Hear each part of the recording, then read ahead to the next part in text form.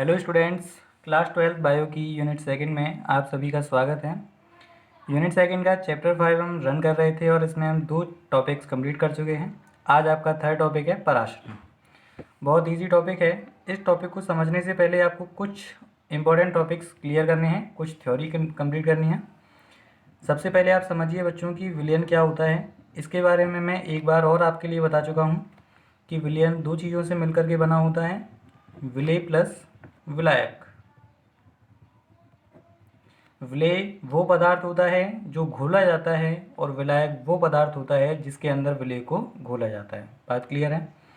तो विलेय और विलायक की उपस्थिति के आधार पे, इनकी मात्रा के आधार पे विलयन जो होता है वो 3 तरह का होता है। आप बात समझें, अगर आपके लिए 2 विलयन दिए हुए हैं ए और बी, 2 अलग अलग विलयन हैं। यदि दोनों विलयनों की सांद्रताएं, सांद्रता का मतलब होता है एक तरह से गाढ़ापन, कौन सा विलयन गाढ़ा है कौन सा पतला है, सांद्र और तनु, कंसंट्रेट। तो ए और बी आपके पास में 2 विलयन हैं। अगर दोनों की सांद्रता समान है तो इसको हम कहते हैं समपरासरी विलयन।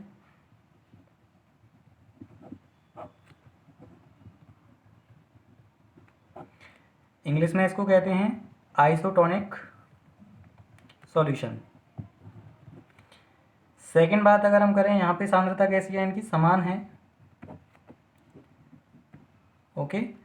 सेकंड बात अगर हम करें कि ए और बी हमारे पास में 2 विलयन हैं जिनकी सांद्रता अलग अलग है।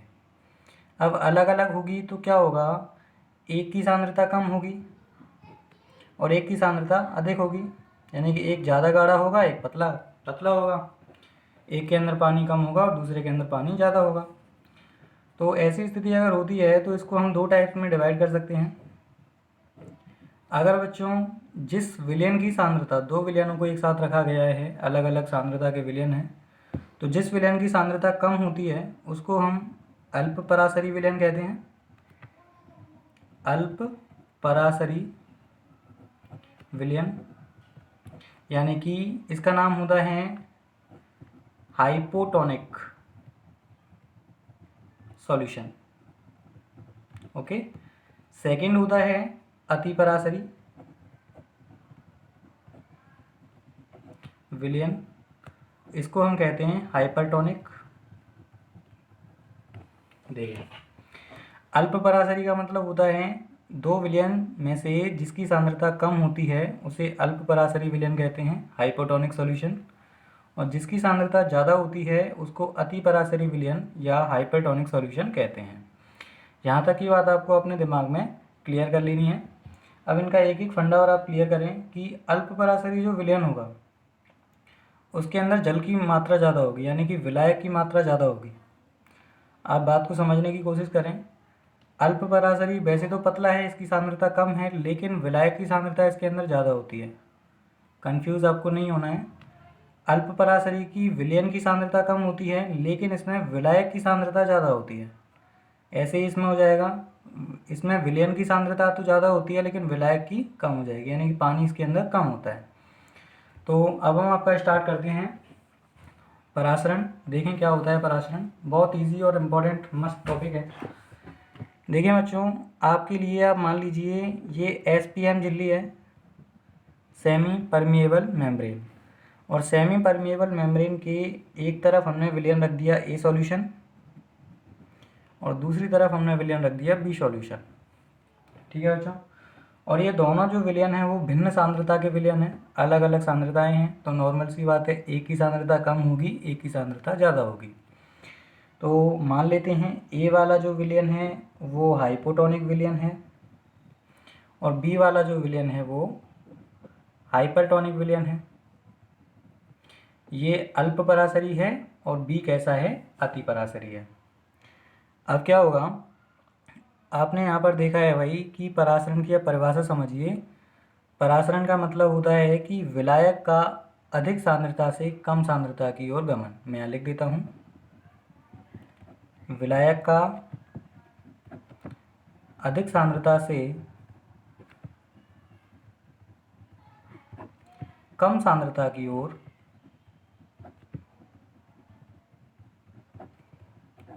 गमन। यहीं पर मैं आपकी एक और बात क्लियर करता हूँ बच्चों। मैंने यहाँ पर बोला है विलायक की अधिक सांद्रता, और विलायक की अधिक सांद्रता कहाँ होती है?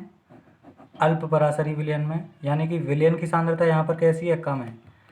अगर हम विलायक के रूप में परासरण की परिभाषा देते हैं तो हम बोलेंगे कि विलायक का अपनी अधिक सांद्रता से कम सांद्रता के क्षेत्र की ओर गमन करना परासरण कहलाता है। अगर इसी परिभाषा को हम विलयन के अकॉर्डिंग अगर हम लेकर के देखें तो हम बोलेंगे विलयन की कम सांद्रता से, कम सांद्रता मतलब हाइपोटोनिक सॉल्यूशन से अधिक सांद्रता की ओर गमन होता है, अधिक सांद्रता की ओर विलायक का गमन होना। तो ये जो चीज़ है ये कहलाती है आपकी परासरण। दोनों ही परिभाषाएं एक्यूरेट हैं, आप कोई सी भी एक परिभाषा या दोनों परिभाषाएं एग्जाम में लिख सकते हो। अब आप परिभाषा को समझने के बाद में यहाँ पर आ जाइए। यहाँ देखिए ए सॉल्यूशन हाइपोटोनिक है, यानी कि यहाँ पर जो जल की मात्रा है वो ज़्यादा होगी। सीधी सी बात है भाई, जल की सांद्रता कैसी होगी? ज़्यादा होती है, मैंने आपको अभी बताया था। और हाइपरटोनिक है, यहाँ पर जल की मात्रा कम होगी, यानी कि विलायक इसके अंदर कम होगा। क्लियर है? तो यहाँ पे देखो क्या लिख रहा है, विलायक का अधिक सांद्रता से कम सांद्रता की ओर गमन करना है, यानी कि विलायक ज़्यादा कहाँ पर है? हाइपोटोनिक के पास में, और कम कहाँ पर है? इसके पास में। तो गमन कहाँ से होगा? ए से बी की ओर। सेकेंड स्थिति अगर हम देखें तो विलयन की कम सांद्रता मतलब हाइपोटोनिक से अधिक सांद्रता की ओर मतलब हाइपरटोनिक की ओर गमन। ठीक है, तो ये होता है आपका परासरण। एक बार इसको सुने, विलायक की अधिक सांद्रता से कम सांद्रता की ओर गमन करना क्या कहलाता है? परासरण कहलाता है। इसमें केवल विलायक का गमन होगा, आप ध्यान रखें, बीच में हमने SPM लगा रखी है, ये केवल विलायक को इधर उधर जाने देगी, विलेय को कहीं नहीं जाने देगी। तो गमन केवल विलायक का होता है, विलेय का नहीं होता। तो हम एक तक पॉइंट से कह सकते हैं कि भाई ये जो परासरण होता है ये एक प्रकार का विसरण ही है, डिफ्यूज़न है। लेकिन डिफ्यूज़न किसका? विलायक का। विसरण में क्या होता है? अधिक सांद्रता से कम सांद्रता की ओर पदार्थ के अणुओं का गमन होता है, और इसमें किसका गमन हो रहा है? विलायक का। तो विलायक का विसरण क्या कहलाता है? परासरण कहलाता है। आई होप आपका परासरण वाला टॉपिक क्लियर हुआ होगा। इसके बाद हम बात करते हैं बच्चों परासरण के टाइप्स की। दो टाइप्स का परासरण होता है। देखें कितने प्रकार होते हैं? दो प्रकार होते हैं। पहला होता है अंतः परासरण, इसको कहते हैं एंडोस्मोसिस। और सेकंड होता है बहिर्परासरण। दोनों ही बहुत इजी हैं, आपको बिल्कुल परेशान नहीं होना है। इसको कहते हैं एक्सोस्मोसिस। ओके, तो इसके अंदर आपको क्या देखना है? देखो, अंतः का मतलब होता है अंदर प्रवेश करना, बहि का मतलब होता है बाहर निकलना। अब ये काम किस तरह से होगा आप समझिए। आपको जब भी आप परासरण करो तो आपको एक बात का ध्यान रखना है कि हमेशा परासरण में जो गमन होगा जल के अणुओं का वो हाइपोटोनिक सॉल्यूशन से हाइपरटोनिक सॉल्यूशन के बीच में होगा, और इन दोनों के बीच में क्या लगी होगी? SPM लगी होगी। अगर ऐसी कंडीशन आपके लिए कभी भी आती है तो आप उसको क्या बोलोगे? ऑस्मोसिस बोलोगे। ये की पॉइंट है ऑस्मोसिस का, आप ध्यान रख सकते हैं। तो अंतः परासरण और बहिर्परासरण आप समझने की कोशिश करें। मान लो बच्चों आपके पास में एक पात्र रखा हुआ है, इसके अंदर आपने हाइपोटोनिक सॉल्यूशन डाल रखा है। ठीक है, इस हाइपोटोनिक सॉल्यूशन के अंदर आपने क्या किया? एक सेल को डाल दिया, सेल मीन्स कोशिका को डाल दिया, और इसके बीच में क्या है? कोशिका द्रव्य भरा हुआ है, जीव द्रव्य भरा हुआ है। तो जीव द्रव्य के अंदर भी तो जल होता है, विलायक होता है। तो इधर अगर हम विलायक की सांद्रता देखें तो ये जो विलयन होगा इसका, ये हाइपरटोनिक होगा, क्योंकि बाहर कैसा है? हाइपोटोनिक है। सिंपल सी बात, अगर बाहर हाइपोटोनिक है तो अंदर हाइपरटोनिक होगा, अगर बाहर हाइपरटोनिक है तो अंदर हाइपोटोनिक होगा। तो अंदर कैसा हो जाएगा? अभी हाइपर। और देखो की पॉइंट आपका क्या बोल रहा है कि हाइपोटोनिक से हाइपरटोनिक की ओर। हाइपो मीन्स बाहर, बाहर से जल प्रवेश करेगा कहाँ पर? कोशिका के अंदर, जिसकी वजह से कोशिका फूल जाएगी। ये जो परासरण है ये अंतः परासरण है, क्योंकि इसमें जल कोशिका के अंदर प्रवेश करता है। परिभाषा कैसे बोलेंगे? जब किसी कोशिका को लंबे समय तक अल्प परासरी विलयन में हाइपोटोनिक सॉल्यूशन में रखा जाता है तो जल के अणु कोशिका के जीव द्रव्य में प्रवेश कर जाते हैं, इसे हम कहते हैं अंत्यपराशरण। जैसे किशमिश को अगर हम पानी में डाल दें, रखें उसको लगभग 5-6 घंटे तक रखें तो वो फूल जाती है, पानी उसके अंदर प्रवेश कर जाता है। तो ये एक एग्जाम्पल है अंत्यपराशरण का। सेकेंड बात करते हैं हम बहिःपराशरण की। तो बहिःपराशरण क्या होता है? सेम कंडीशन, एक पात्र लेना है, इसमें एक सॉल्यूशन डालना है, विलयन डालना है, लेकिन इस बार हमें ध्यान रखना है कि विलयन कैसा लेना है? हाइपरटोनिक लेना है। अब सोच लीजिए, फिर वही काम करेंगे, इसके अंदर एक सेल डालेंगे और सेल हमने डाली है तो सेल का जीव द्रव्य अब कैसा हो जाएगा? बाहर हाइपर है तो अंदर कैसा हो जाएगा? हाइपो। क्लियर है? नॉर्मल सी सिंपल सा फंडा, हाइपोटोनिक टू हाइपरटोनिक। हाइपो कहाँ पर है? अंदर। हाइपर कहाँ है? बाहर। तो अब जल के अणु अंदर से बाहर की ओर निकलेंगे। तो इस स्थिति में कोशिका से जल के अणु बाहर निकल रहे हैं, इसीलिए इसको हम कहते हैं बहिःपराशरण। जैसे आम होता है, आम को अगर आप नमक के पानी में डाल दो सुखा करके तो वो पिचक जाता है, फूली हुई किशमिश को आप नमक के पानी में डाल दो तो वो पिचक जाएगी। तो इसे हम कहते हैं बहिःपराशरण। इसकी भी परिभाषा हम इसी प्रकार दे सकते हैं भाई, जब किसी कोशिका को लंबे समय तक अति परासरी विलयन में हाइपरटोनिक सॉल्यूशन में रखा जाता है तो जल के अणु से बाहर निकल जाते हैं, इसे हम बहिःपराशरण कहते हैं। ओके, ये हो गए आपके दो टाइप्स किसके? परासरण के। एक और छोटा सा पॉइंट मैं आपके लिए क्लियर कर देता हूँ। देखें, पॉइंट ये है कि पराशरण को समझाने के लिए आपकी बुक में एक छोटा सा प्रयोग दिया हुआ है जिसे हम थीसल की प्रयोग कहते हैं। तो उसके लिए हम क्या करते हैं, एक स्टैंड पर एक थीसल कीप लगा देते हैं। थीसल कीप बच्चों इस तरह से होती है, जिसका निचला मुंह जो होता है वो चौड़ा होता है और ऊपर वाला पतला। दोनों ही खुले हुए होते हैं, एक भी बंद नहीं होता है। निचले मुंह पर हम क्या करते हैं, एक SPM लगा देते हैं। SPM के लिए पर्चमेंट पेपर लगा देंगे इसमें, पर्चमेंट पेपर। ये चर्म पत्र होता है, हमारी स्किन कह सकते हैं, तो ये SPM का काम करेगी। इसके अंदर SPM लगाने के बाद में हम क्या करते हैं, इसमें इस लेवल तक शर्करा का घोल भर देते हैं। शर्करा का घोल, चाशनी इसके अंदर डाल देते हैं और इसको यहाँ पे एक निशान लगा देते हैं। फिर उसके बाद में इसको हम रख देंगे एक बर्तन के अंदर और बर्तन में सब पानी भर दिया आपने इतना, ठीक है। अब धीरे धीरे क्या होगा, इस बर्तन में से, बर्तन में क्या है? पानी है, अंदर क्या है? गाढ़ा विलयन है। तो अंदर हाइपर है, इसमें हाइपो है। हाइपो से हाइपर की ओर गमन होगा तो जल के अणु कहाँ पहुँच जाएंगे? इसके अंदर पहुँचेंगे ना, तो इसका लेवल बढ़ जाएगा। ये दर्शा रहा है कि भाई अर्धपारगम्य झिल्ली से जल के अणुओं का गमन हो रहा है। तो उम्मीद करता हूँ कि आप पराशरण को बहुत अच्छी तरह से समझ गए होंगे।